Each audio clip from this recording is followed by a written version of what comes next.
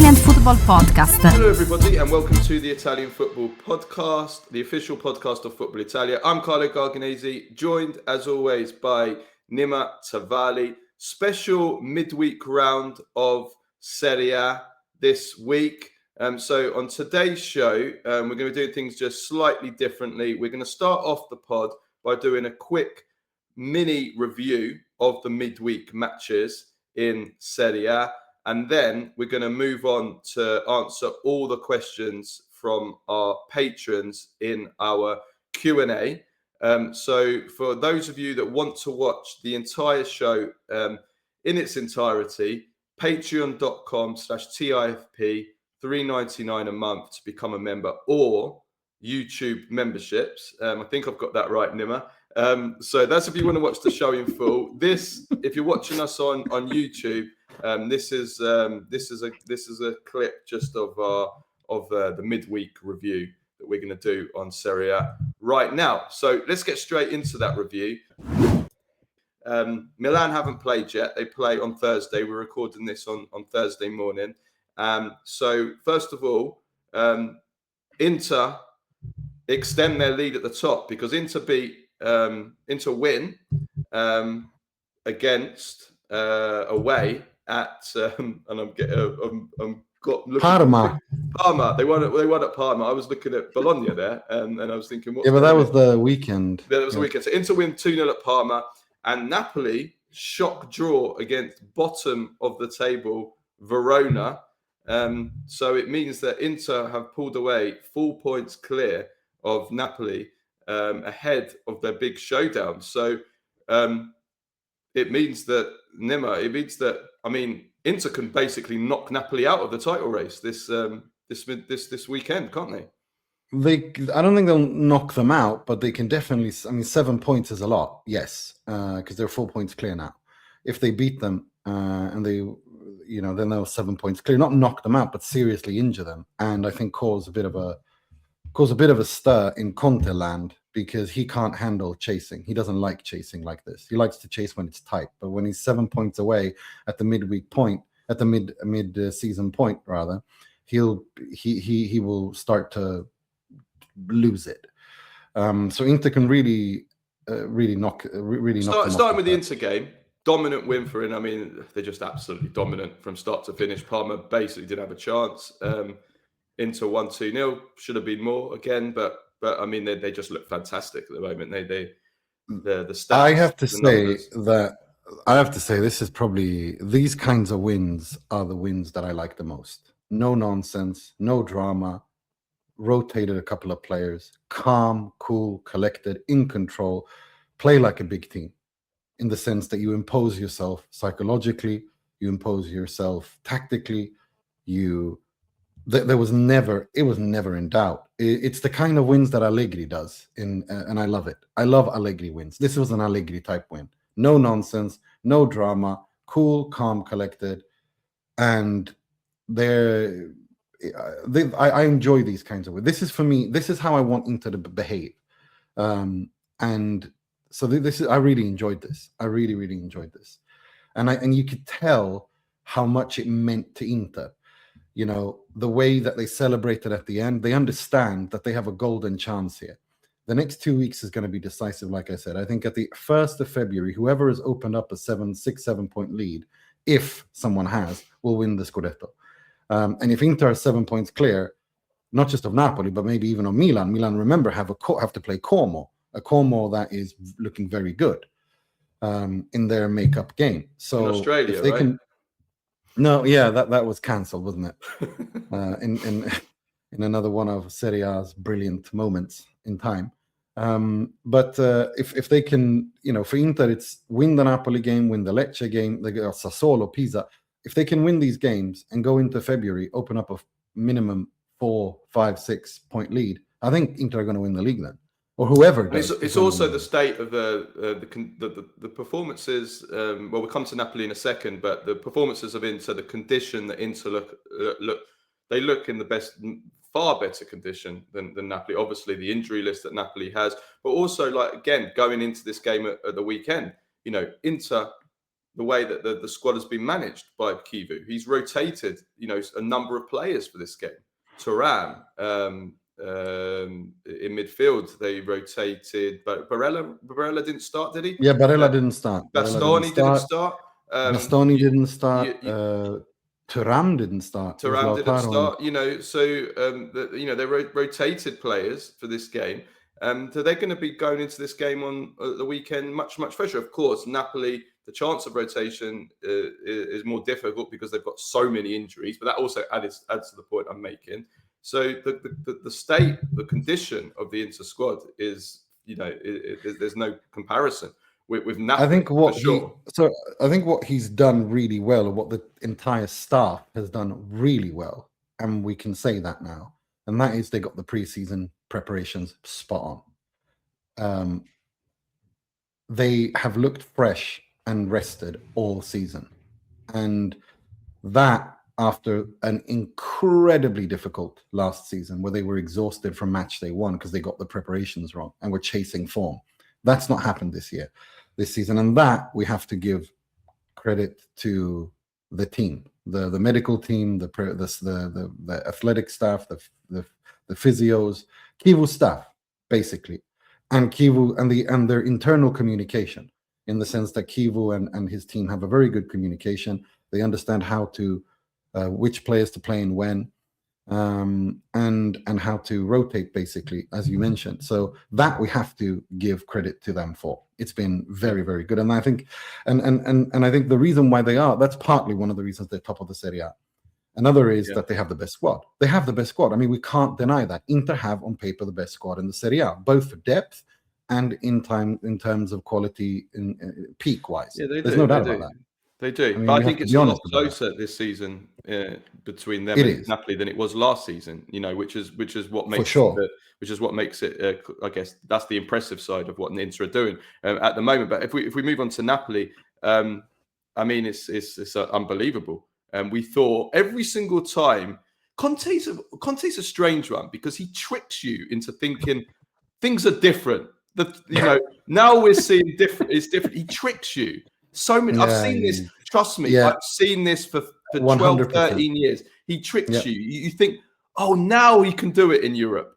Oh, now he's turned the corner and he can do it twice a week. So you think he understands. He gets it. He gets it now. No, he doesn't. He doesn't. And then this. I admit, I can hold my hand up. I fall for it. I think everybody does to an extent. I think everybody does to an extent. It's like I fall for it. Conte if I can use an example that people won't like, perhaps I'm Tina. He's Ike. I always think he can change. Like, you know what I mean? Like, I think that I'm. I was about to use that exact. Well, I wasn't going to say Tina Turner and Ike, but I was going to say I was literally going to. He's Ike. I was literally going to say it's like a destructive relationship. And if anyone wants to, so just chill out, people. It's a joke. Calm down. But he fools me every single time. Every single time he fools me. Yeah, I fall for it every time, and I hold my hands up for that.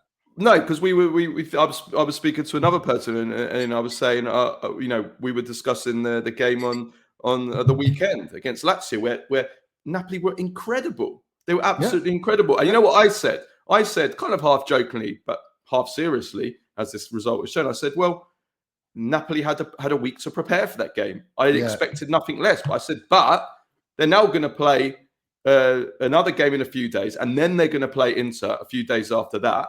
Let's see. We're going to see a totally different Napoli, is what I said, next week. And he goes, but in the Supercoppa, they played a few days later in the Supercoppa.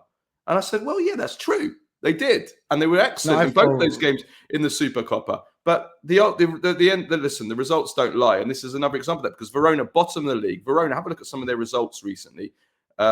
It's inexplicable. That first half performance was as bad as I've ever seen from a Conte team.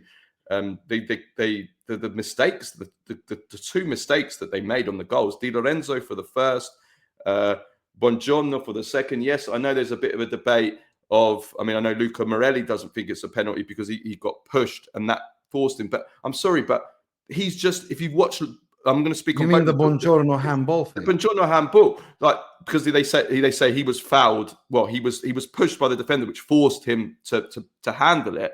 Which and I agree with that. I understand it to an extent. I agree with that. But for me, that is a very, very harsh interpretation, because if somebody jumps up and then he's pushed mid-air, or when he's jumping up, then his hand will go up. I don't think that. Like, of course, I agree to an extent, but it sums up Buongiorno again. What we were saying, I thought Buongiorno was starting to turn the corner a few weeks ago, and he's been, in fact, Napoli have been better without him recently when he hasn't played, and he came back into the team for this.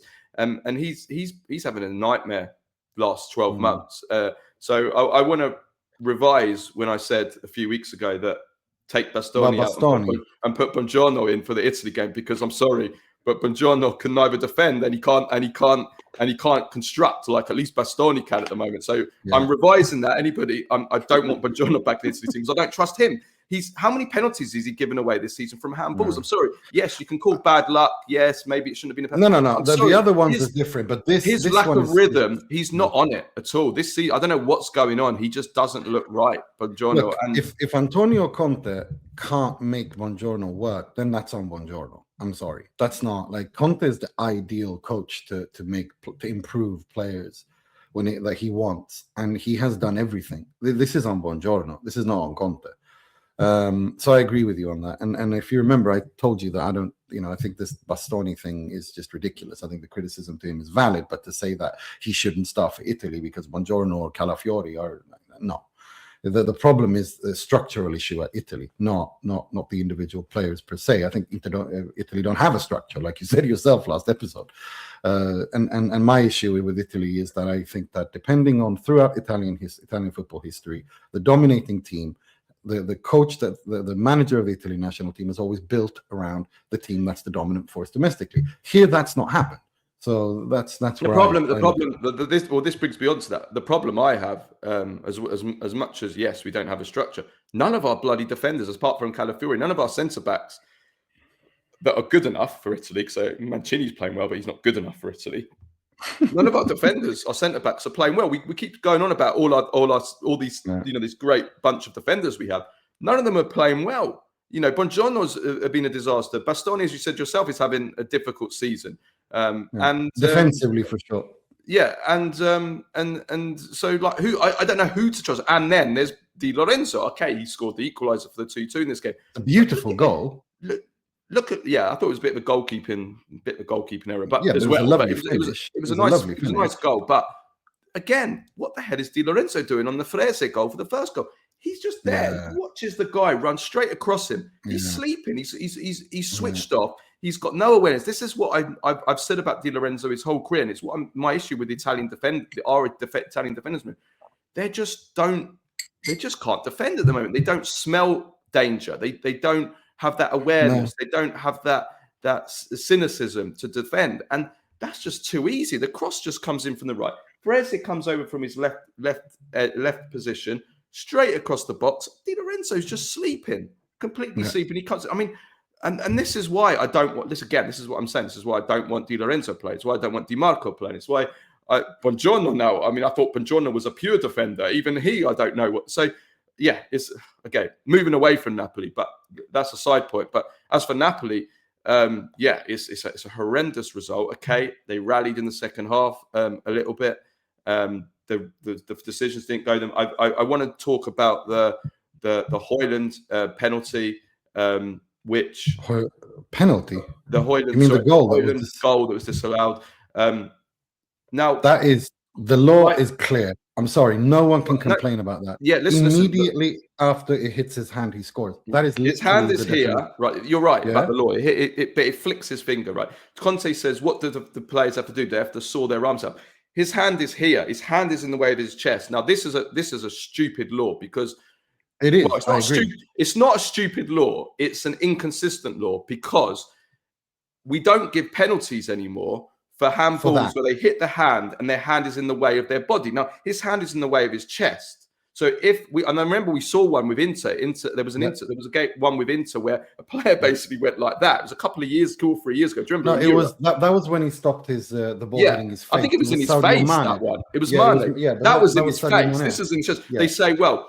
if it's going to hit your body anyway, you're not gaining an advantage from it. No, but that was the reason why they didn't give a penalty is because like the law, they've changed that since. But back then the law was, if something comes hurling against your face, it's a human reaction to go like this and protect your face. And therefore, they've changed it since. But for the hand, would it have hit his face? And if it's yes, then there's the case here. That but for his hand, it would have hit his chest, and it flicked. I think here it should be different. I mean, the way that the law is applied was correct.